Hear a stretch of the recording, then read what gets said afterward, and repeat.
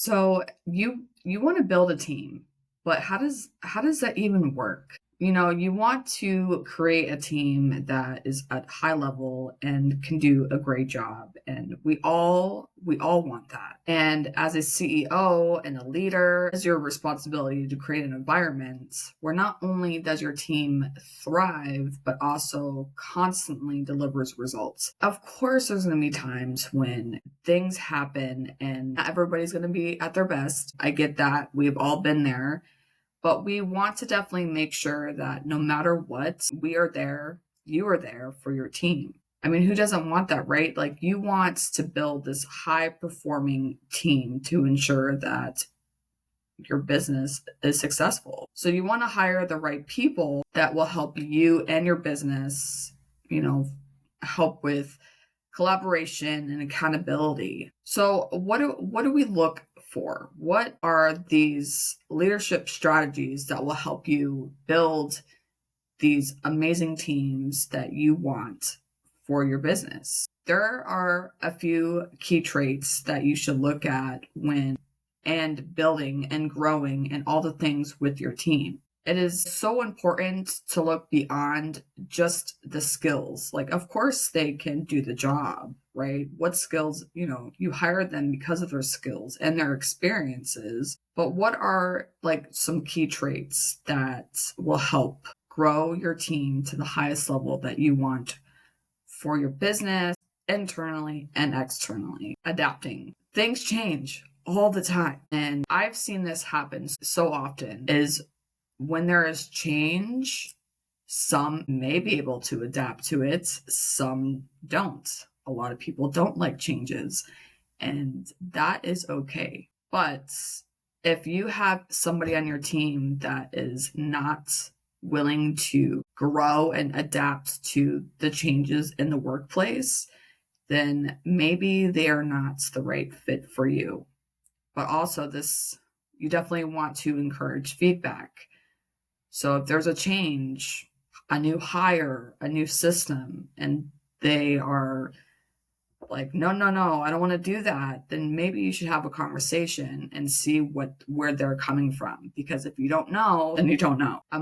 Emotional intelligence is another one that's it can be difficult, but it's so important because this is the ability to manage not just your emotions, but also to navigate team dynamics and responsibilities, because you can look at your team and you can see if there's any emotions going on, whether that be frustration, sadness, happy, all of these emotions, right? Because obviously we are human beings, we're going to have emotions. But how do you think your team is going to handle feedback? How are their emotions? What things do they bring up? Long story short, I remember when I worked in corporate and the CEO walked into the office literally throwing stuff and throwing a fit because something didn't go his way. And obviously the whole office saw this happen and didn't even want to talk to him for the rest of the day. Like, what?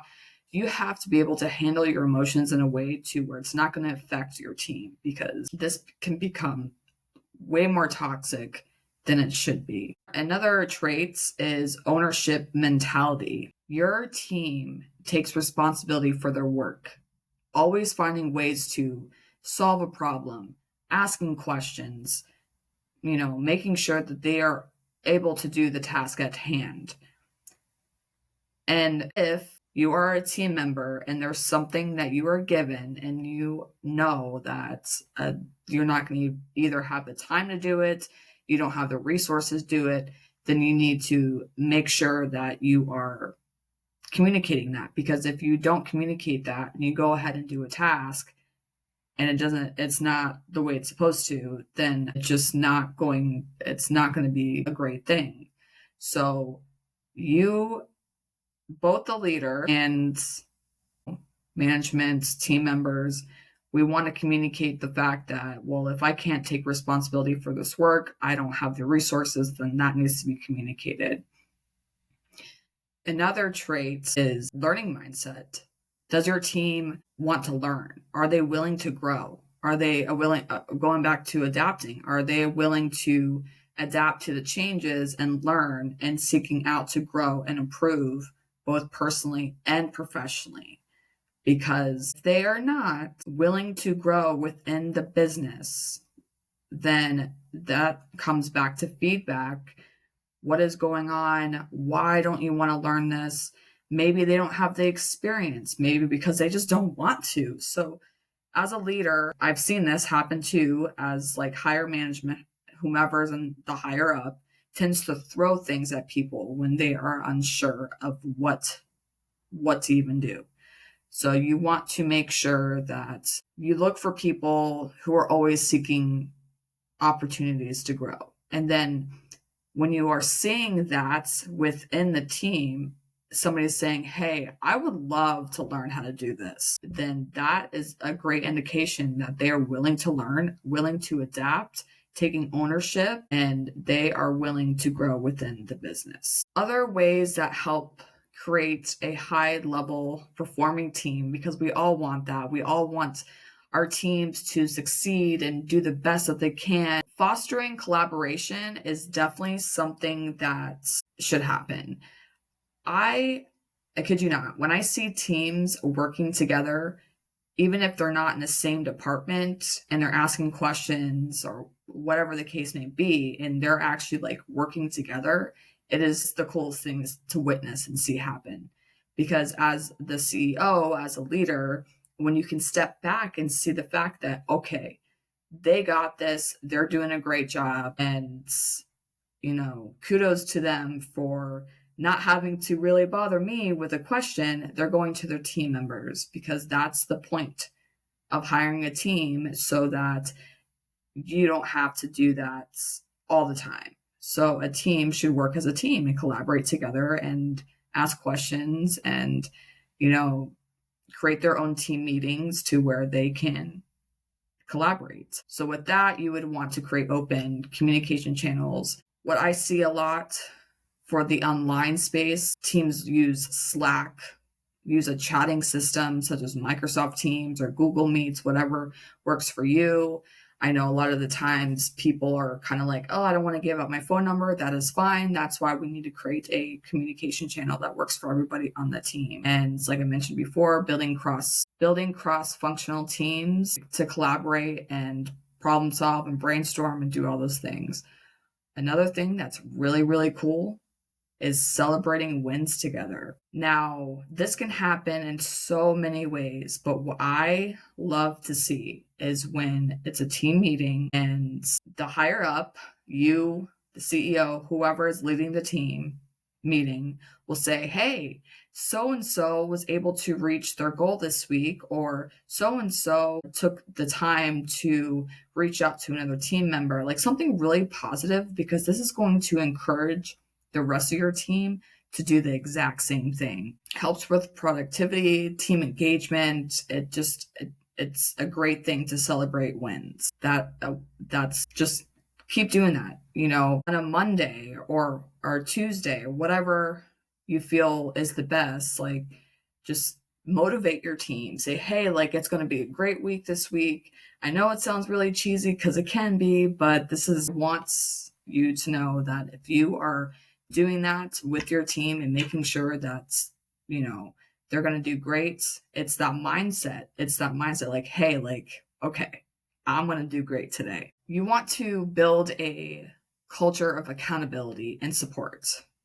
It's not about micromanaging, because I believe that if you are holding somebody accountable or holding yourself accountable, it's not necessarily micromanaging, but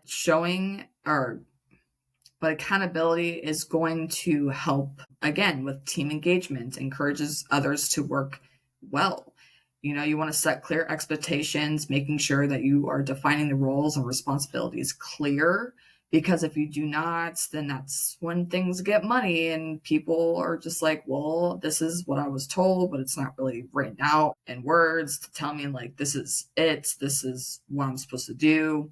You can use a project management tool like Asana or Monday, or, there's so many other ones out there as well.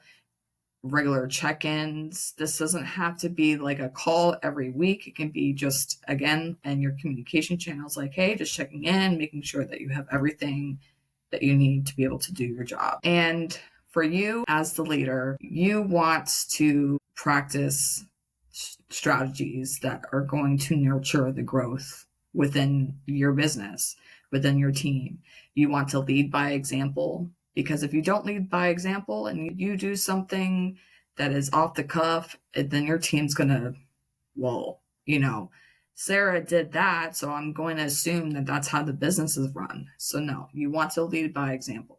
You want to empower your team, and you want to invest in development, like providing opportunities for professional growth, whether that's formal trainings or allowing your teams to take on new challenges. There's so many ways that you can go ahead and do this, because again, you want to build that high power, high level team, because as the CEO, as a leader, you want to be able to step back and know that things are getting taken care of. Your team matters. We are all here to encourage and making sure that we're humanizing the workplace, because if we do not do this, then your team's going to flop, and then it's going to be a domino effect.